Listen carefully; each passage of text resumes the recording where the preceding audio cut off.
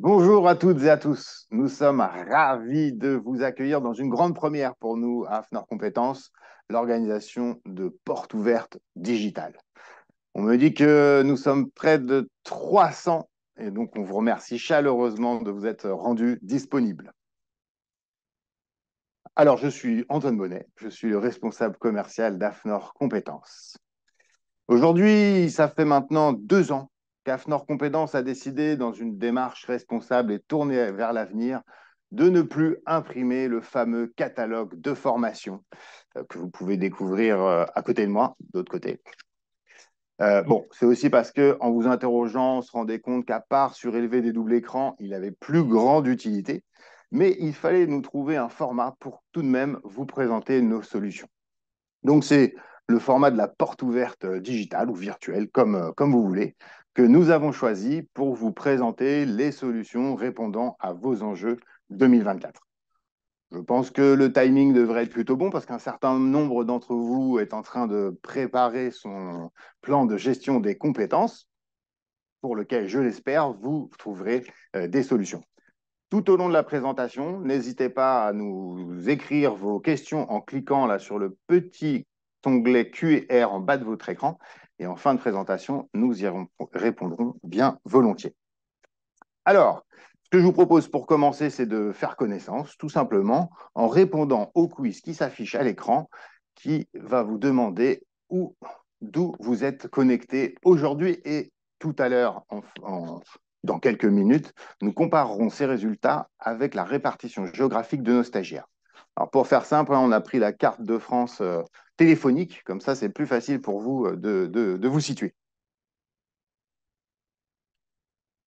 De France, Grand Est, Grand Ouest, Sud-Est, Sud-Ouest, Outre-mer. J'espère que tout le monde a pu. On aura des représentants d'un peu partout. N'hésitez pas. Parfait. On y revient tout à l'heure. Merci à vous. Alors, aujourd'hui, nous avons décidé de ne pas vous présenter l'intégralité de notre catalogue de formation. Plus de 650 produits, ça aurait été un peu long et probablement un peu rébarbatif. Bon, AFNOR Compétences est évidemment une large gamme de formations sur les principales normes de système de management et tous les sujets qui ont attrait, hein, la construction de systèmes, les normes, les processus, les tableaux, les indicateurs, les tableaux de bord, les analyses de risque, évidemment, avec une granulométrie la plus précise possible, la plus fine possible pour former différemment des opérateurs, des techniciens, des responsables, des directeurs qui ont des objectifs opérationnels très différents. À noter tout de même que nous avons élargi sur ces sujets largement notre offre de formation sur des secteurs bien spécifiques comme l'aéronautique, le ferroviaire, l'automobile, le nucléaire ou l'agroalimentaire, qui ont des référentiels à eux et des contraintes spécifiques. Alors évidemment, notre gamme, c'est aussi beaucoup de formations sur la métrologie, la science de la mesure, et sur l'excellence opérationnelle, dont des formations certifiantes sur le Lean Management. AFNOR Compétences, organisme de référence sur les formations à l'audit, que ce soit l'audit interne, l'audit fournisseur, l'audit tierce partie. Hein, d'ailleurs, si vous croisez des auditeurs lors de vos audits de certification, il y a de grandes chances qu'ils aient été formés et certifiés chez nous. Et donc aujourd'hui, on s'est dit que ça, vous le saviez déjà, que ce n'était pas nécessaire de revenir dessus. Et ce que nous voulions vous présenter, c'était notre offre de formation portant sur les transitions qui impactent grandement les organisations, les entreprises et les écosystèmes. Alors, avec toutes les expertises qui composent le groupe AFNOR, nous avons construit des gammes de formations qui permettent de répondre à vos enjeux d'aujourd'hui, certes, mais de demain également. Je vous propose donc de découvrir en vidéo notre offre de formation sur les transitions énergétiques, numériques et écologiques.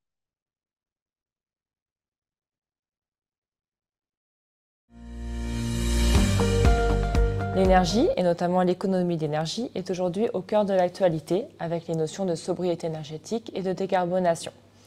Ce sujet a attiré chez AFNOR Compétences environ 1200 stagiaires en 2022 et nous estimons à plus de 1300 en 2023.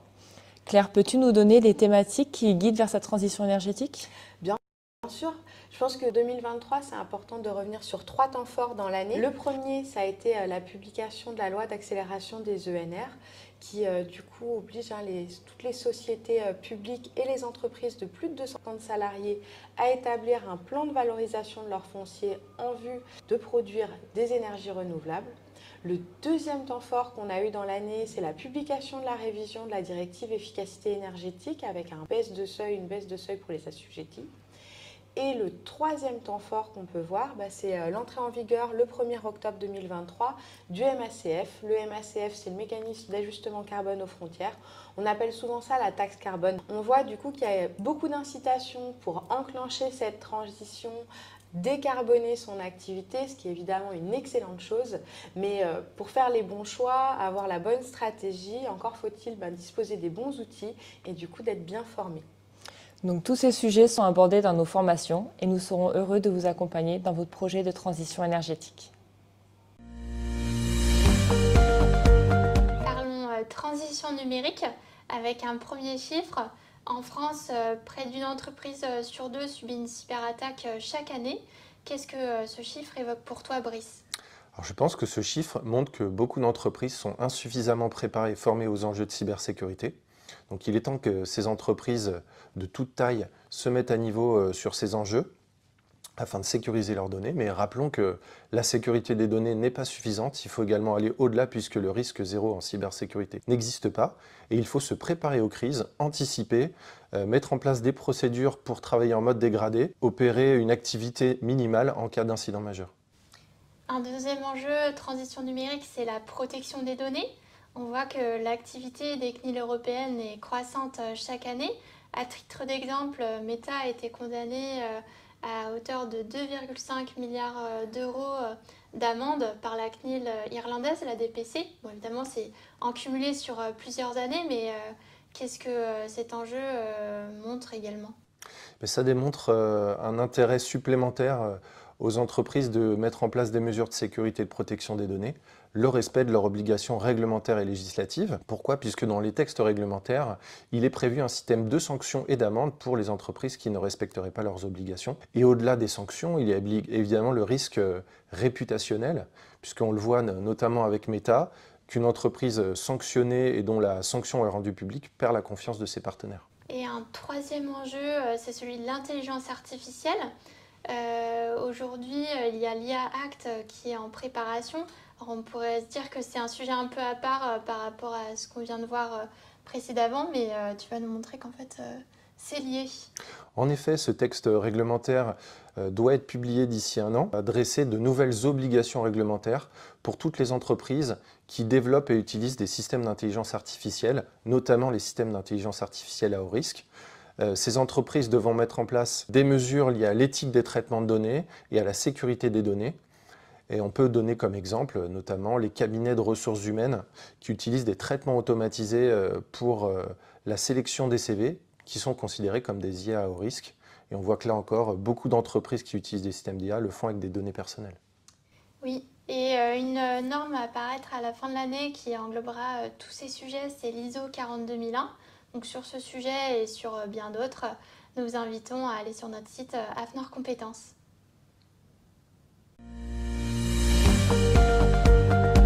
Bonjour à tous. Alors en effet, la RSE, c'est aussi un sujet de transition et un sujet majeur pour toutes les entreprises et les organisations.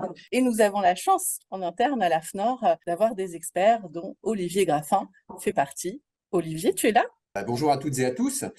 En effet, la RSE reste un point clé de la performance des entreprises aujourd'hui, avec pas mal d'enjeux majeurs. Alors notamment un grand besoin de transparence vis-à-vis des clients. Il faut que les entreprises démontrent qu'elles ont vraiment un impact positif aujourd'hui sur l'ensemble des sujets de la RSE. Donc l'attractivité est un point clé pour elles, notamment évidemment auprès des collaborateurs. Et on voit bien, alors on a fait une étude là-dessus il y a quelques mois, qui démontre que 72% des décideurs RH estiment que la RSE est traitée majoritairement par leurs fonctions, notamment pour traiter justement cet aspect attractivité. En effet, Olivier, tu as raison.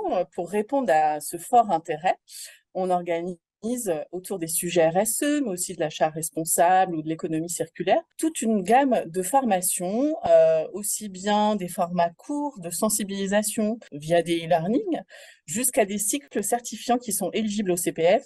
Et c'est d'ailleurs un succès, cette formation d'une dizaine de jours pour le responsable d'aider RSE. Au-delà des activités auprès des collaborateurs, l'enjeu de demain et de la RSE des entreprises, c'est de rendre l'entreprise attractive auprès de l'ensemble des parties prenantes. Des donneurs d'ordre, bien entendu, mais également aussi des investisseurs. Et il ne faut pas oublier que dans les mois qui viennent, il y a une réglementation assez importante qui évolue, notamment en matière de reporting extra-financier, au travers de la mise en œuvre de la directive CSRD, la Corporate Sustainability Reporting Directive. Cette directive va demander à beaucoup d'entreprises, beaucoup plus qu'avant, de publier un grand nombre d'informations en matière de transparence et sur tous les domaines de la RSE, l'environnement, la gouvernance, la lutte contre la corruption et évidemment tout ce qui va concerner les RH, le volet social et ça sur l'ensemble de la chaîne de valeur. Ouais, merci Olivier, parce qu'il faut savoir que AFNOR Compétences propose déjà une gamme autour de cette thématique. Ça va du décryptage de la CSRD en une journée au reporting extra-financier avec des focus pour les PME et puis une formation plus longue à venir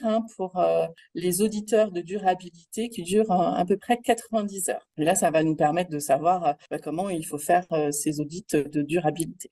Également, en complément de la formation, AFNOR Compétences est en capacité, bien entendu, d'accompagner ses clients avec une démarche complète de conseil en RSE qui va de la partie diagnostic à l'identification des enjeux, à la mise en œuvre du plan d'action et également jusqu'au reporting extra-financier et ça avec une prestation tout à fait personnalisée pour chacun de nos clients. Donc, je vous invite tous, ainsi qu'Olivier qui se joint à moi, à nous rejoindre sur nos formations, nous contacter, n'hésitez pas, consultez notre site internet où vous retrouverez toutes les informations.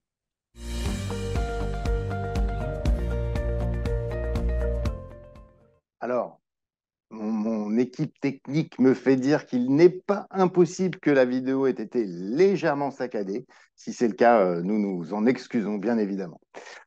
Alors, c'est en construisant toutes ces gammes de formations que nous avons pensé qu'il serait pertinent de vous proposer des solutions pour les managers qui sont nécessairement impactés par tous ces changements.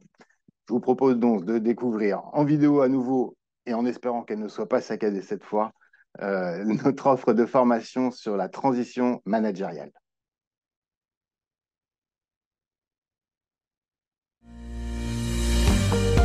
Bien, bonjour à toutes et à tous. Merci d'être présents pour cette session de présentation de nos activités. Donc, je suis Frédéric Mounier, consultant développeur au sein d'AFNOR Compétences depuis un peu plus d'une dizaine d'années. J'interviens régulièrement sur les systèmes de management qualité, sécurité, environnement et en complément sur des aspects liés à la qualité de vie au travail, qualité de vie et conditions de travail, notamment les risques psychosociaux et la santé mentale. Et toi, Fabrice, qu'est-ce que tu fais de beau chez AFNOR Compétences? Qu'est-ce que je fais de beau chez AFNOR Compétences? Je m'appelle donc Fabrice Gutnick et je suis également consultant où j'ai en charge la problématique RH, plus particulièrement les stratégies RH, et j'interviens également sur la prévention des risques psychosociaux, la promotion de la qualité de vie et des conditions de travail, puis la promotion de la santé au travail et notamment de la santé mentale, pour le dire clairement, puisque c'est un thème, comme on va voir, qui est assez central désormais pour nous aussi dans notre activité de conseil comme de formation. En dire un peu plus sur le sujet, j'imagine que tu as pu constater des transformations au sein des organisations sur ces thématiques. Qu'est-ce que tu peux nous en dire? Je crois que ce qu'on peut en dire globalement, c'est d'abord que l'entreprise n'est plus seulement une organisation productive, ça n'est pas seulement une organisation qui a vocation à produire des services ou des produits manufacturés. C'est une organisation qui est désormais qui fait société, comme disait Renaud Saint-Saulieu, un sociologue qui a beaucoup marqué pour ses travaux sur la reconnaissance au travail. C'est une organisation qui devient une institution de vie, qui désormais produit des valeurs, qui nous aide à tisser des liens sociaux qui s'étendent à la fois dans l'entreprise, mais aussi au-delà de l'entreprise. Et c'est une des raisons pour lesquelles, évidemment, on voit qu'à travers les grands changements qui sont les nôtres, comme l'intensification du travail, des organisations du travail hybride, la nécessité aujourd'hui de penser l'articulation entre vie perso et vie professionnelle, eh bien, cette institution de vie qu'est l'entreprise se trouve au cœur même des transformations sociales qui sont les nôtres et porte une responsabilité sociale tout à fait particulière. Et puis, cette porosité entre cette vie personnelle et cette vie professionnelle, et peut-être la difficulté finalement à concilier l'un vis-à-vis de l'autre, avec des aspirations différentes, et puis avec peut-être même une remise en question du modèle managérial. Et ça pose évidemment la question de savoir, au fond, quelle est la place de chacun dans l'entreprise, en tant qu'homme, en tant que femme, en tant que salarié, pour pouvoir travailler dans les meilleures conditions, les meilleures organisations possibles. Et c'est une des grosses problématiques aujourd'hui, la prévention des risques psychosociaux et la promotion de la qualité de vie et des conditions de travail.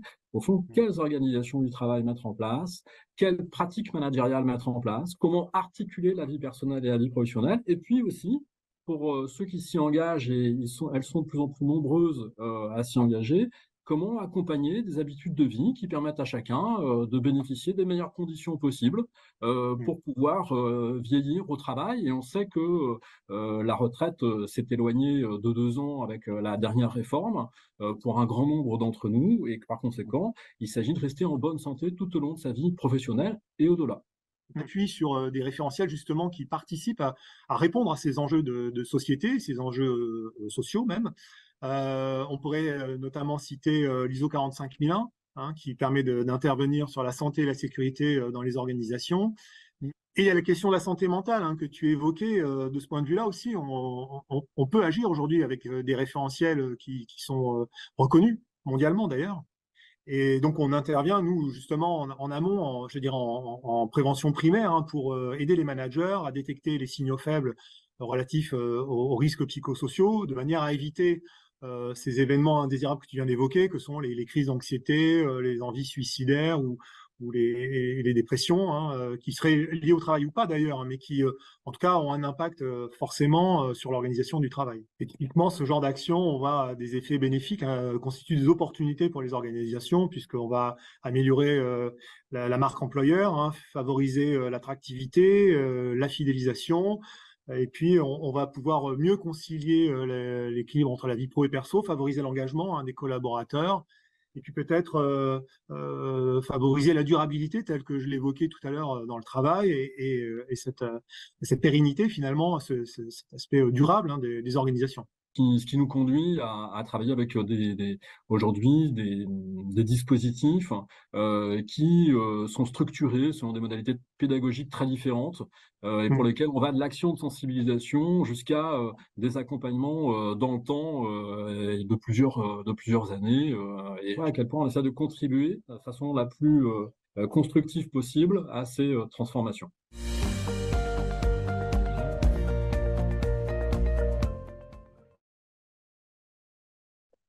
Donc, ce que je vous propose, c'est maintenant de répondre à ce quiz pour justement nous dire, pour vous, quelle sera la thématique prioritaire en 2024.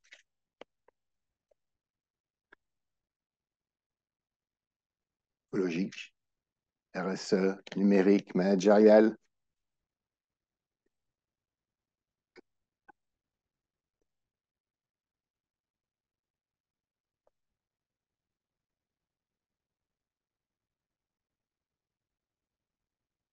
Alors, suspense.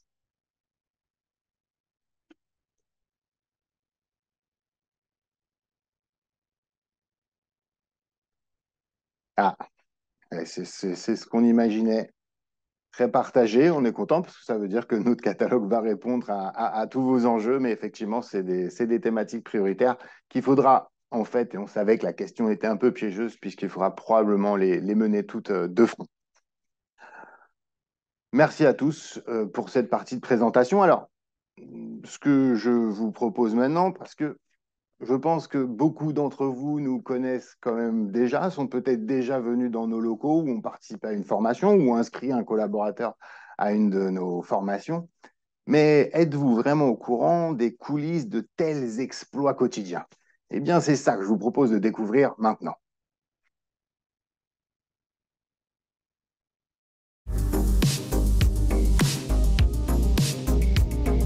Afnor Compétences, c'est 45 ans d'expérience.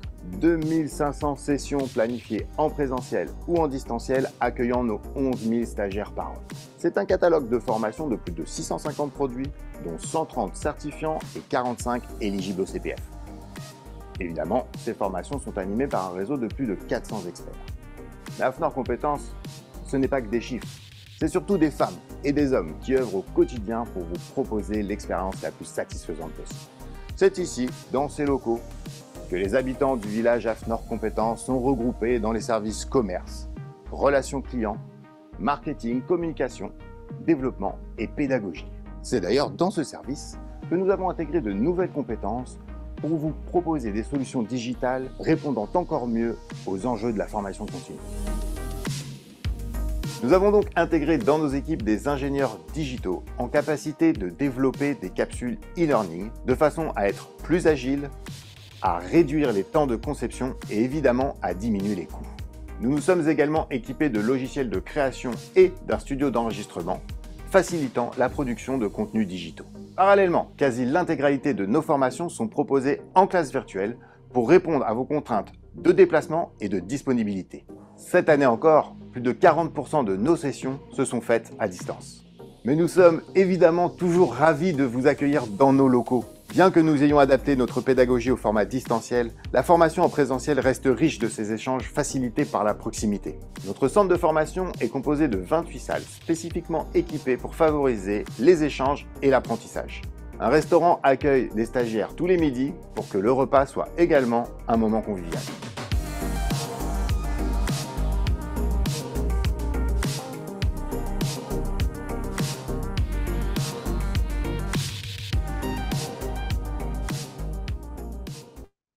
Alors, pour rester dans le thème et continuer à se découvrir, je vous propose un nouveau moment de rupture très important en formation pour garder l'attention des participants. Alors, dites-moi, quel est votre plat préféré à vous? Un couscous, un bon grec, un gigot de 7 heures ou un petit steak de tofu snacké aux graines de chia? C'est comme ça, par la nourriture, qu'on apprend à mieux se connaître.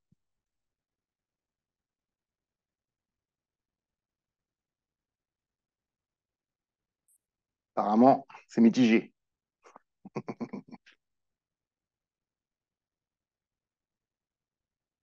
Alors, résultat. Ah, c'est très mitigé.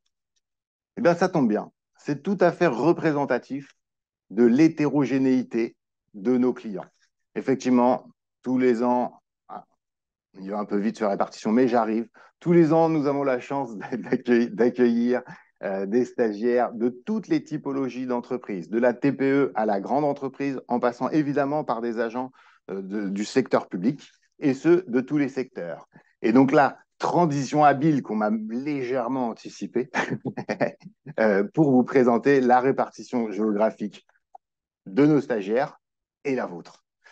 Donc effectivement, on voit que vous êtes à peu près répartis sur tout le territoire, ce qui est le cas de nos stagiaires. On a également des stagiaires qui viennent d'outre-mer et on en est ravis. Alors évidemment, les classes virtuelles de plus en plus répandues ont largement facilité la vie des entreprises en région. Mais nous veillons tout de même à assurer une programmation régionale pour permettre de limiter les déplacements tout en gardant les vertus du présentiel. C'est pour ça que nous avons une programmation de nos BEST, voilà, les formations BEST, dans les 13 délégations régionales dont dispose l'AFNOR, dans lesquelles vous pouvez envoyer vos stagiaires en formation inter, mais également qui peuvent accueillir des formations intra quand vous souhaitez délocaliser, mais pas trop loin, pour garder la concentration de vos apprenants. Et si par hasard, vous avez besoin de déployer à l'international, nous bénéficions de 39 antennes en capacité de nous relayer. Très bien. Alors, tout à l'heure, vous avez découvert les coulisses de l'exploit, mais nous n'avons pas encore abordé quelque chose d'essentiel en formation, les formateurs. AFNOR Compétences s'appuie sur un réseau de 400 experts, pédagogues, qui animent en inter comme en intra sur leur expertise de prédilection.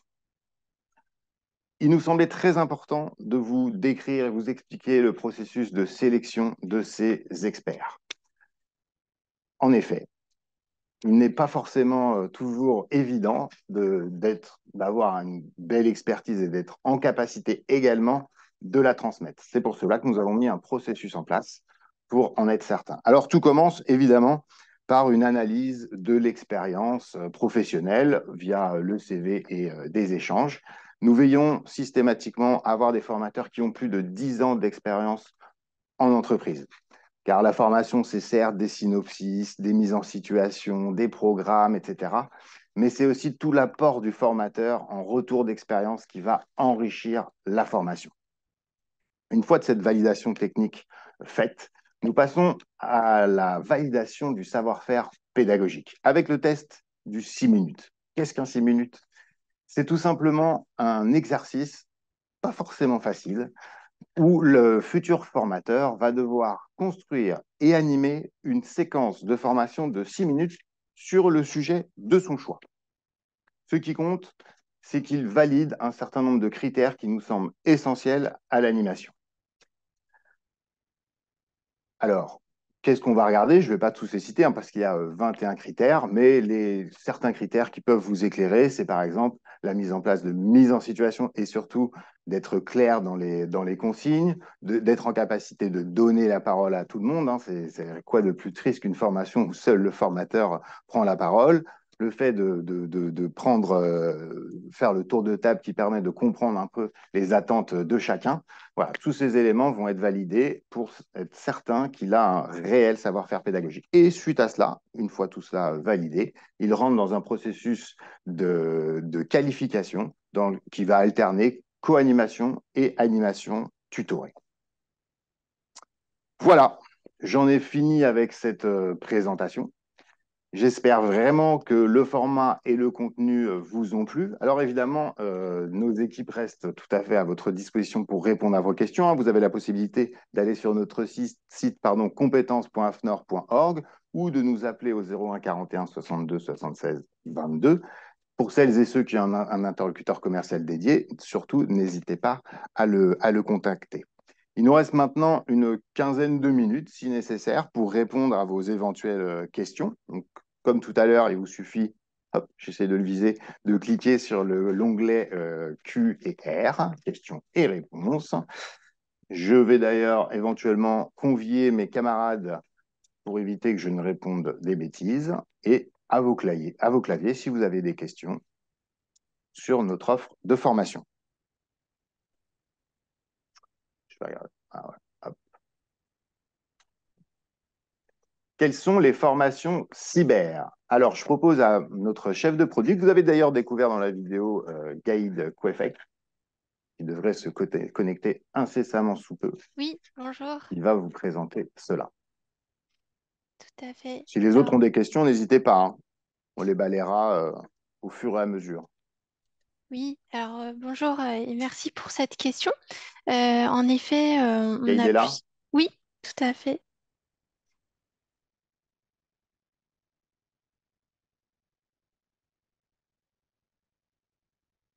Bonjour. Hop. Bonjour et merci pour cette question sur nos formations en confiance numérique. En effet, on peut avoir des formations à la fois pour découvrir les normes, pour également passer des certifications de personnes, des certifications d'audit également.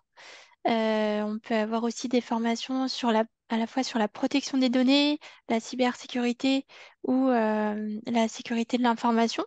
Donc, n'hésitez pas à nous faire part un peu plus en détail de votre besoin, projet de formation, et puis on y répondra avec grand plaisir.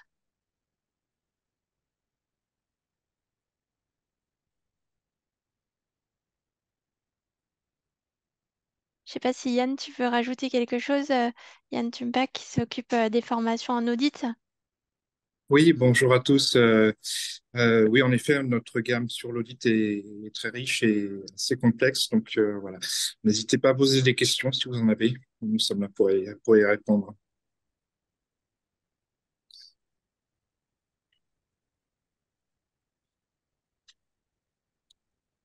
Alors, est-ce qu'il y a d'autres questions?